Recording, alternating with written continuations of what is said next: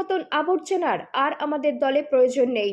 বর্ধমান পূর্ব লোকসভা কেন্দ্রে বিজেপি প্রার্থী অসীম সরকারের সমর্থনে পূর্বস্থলী বৈদ্যপুর খেলার মাঠ থেকে কালেখাত্রা বাজার পর্যন্ত একটি মহামিছিলে এসে এমনই জানালেন কেন্দ্রীয় স্বরাষ্ট্র প্রতিমন্ত্রী নিশীথ প্রামাণিক। অভিষেক বন্দ্যোপাধ্যায় প্রকাশ করা ভিডিও প্রসঙ্গে এই দিন রবিবার তিনি বলেন, পিসি ভাইপো মুখ লুকানোর জন্য ফেক অডিও এবং ভিডিও তৈরি করে মানুষের সামনে দেখাচ্ছেন, কিন্তু মানুষ আসলে সত্যিটা কি তা জানেন। পাশাপাশি ভিভিপ্যাট এবং ইভিএম কারচুপি নিয়ে পথে নেমেছিলেন মন্ত্রী স্বপন দেবনাথ। আজ আর সেই প্রসঙ্গে বলতে গিয়ে তিনি বলেন, হারবে বলেই বিভিন্ন রকম টালবাহানা করে পদ বাঁচানোর চেষ্টা করছেন। পাশাপাশি এদিনের এই মহামিছিলে সন্দেশখালীর মহিলারাও অংশগ্রহণ করেন। প্রসেনজিৎ দেবনাথের রিপোর্ট, সুন্দর বাংলা নিউজ।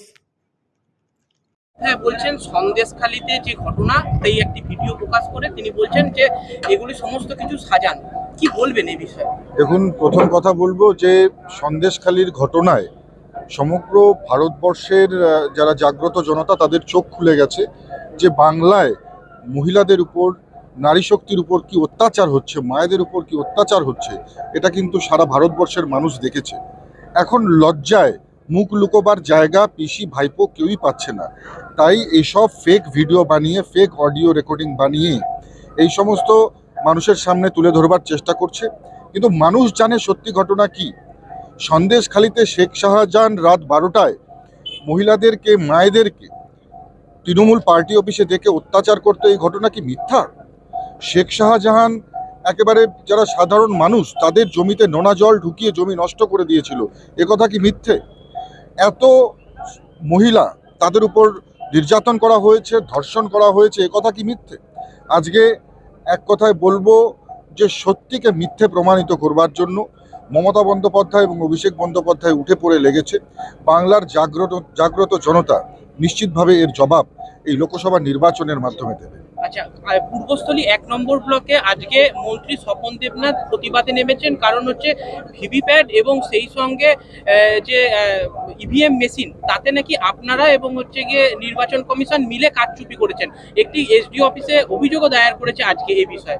দেখুন, নিশ্চিতভাবে এটা বলাই যায় আজকে স্বপন দেবনাথ বা এই সমস্ত তৃণমূল কংগ্রেসের নেতা রয়েছে, এরা স্বীকার করে নিলেন যে এবার তারা হারতে চলেছে।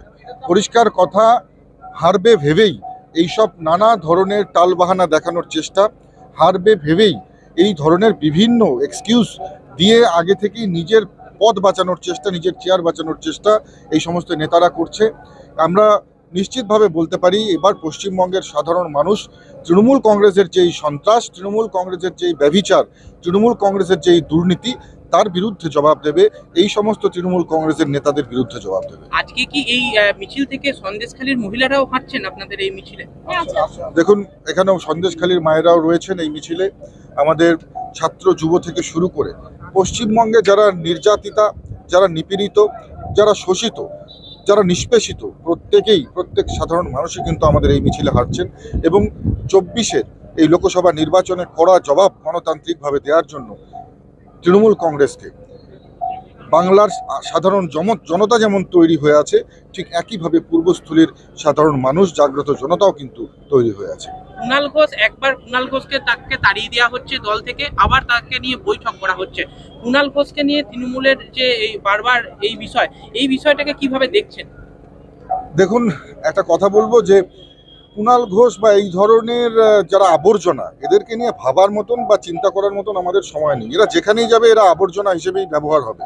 তৃণমূল কংগ্রেসে রয়েছে, তৃণমূল কংগ্রেসে পিসি ভাইপো এদের একেবারে পদলেহন করে উনি রয়েছেন এবং এছাড়া আর কোনো উপায় নেই। কোনো দলে এদের স্থানও হবে না। বড় বড় কথা বলছে না যে পশ্চিমবঙ্গের কোনো নেতার দরকার হবে না, দিল্লির মাধ্যমে যোগাযোগ করবে। আমি দায়িত্ব নিয়ে বলছি, কুণাল ঘোষকে ভারতীয় জনতা পার্টিতে এই ধরনের লোকের কোনো রকমের স্থান হবে না। আমি দায়িত্ব নিয়ে অন ক্যামেরা বলে যাচ্ছি। মানে কুণাল ঘোষকে আপনারা নেবেন না বলছেন?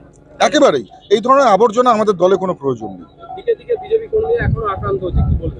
দেখুন, তৃণমূল যতক্ষণ আছে, ভায়োলেন্স ততক্ষণ এই বাংলায় থাকবে। শুধু বিজেপি কর্মীরা নয়, সাধারণ মানুষ আক্রান্ত। যারা সাধারণ মানুষ রয়েছে তারা আক্রান্ত, মায়েরা আক্রান্ত, যারা যুবরা রয়েছে তাদের ভবিষ্যৎ নিয়ে একেবারে বলবো যে ছিনিমিনি খেলা হয়েছে। নিশ্চিতভাবে বলতে পারি যে এই সরকার এই তৃণমূল কংগ্রেস এই দল যতক্ষণ থাকবে বাংলায় ততক্ষণ অশান্তি, বাংলায় ততক্ষণ ভায়োলেন্স থাকবে।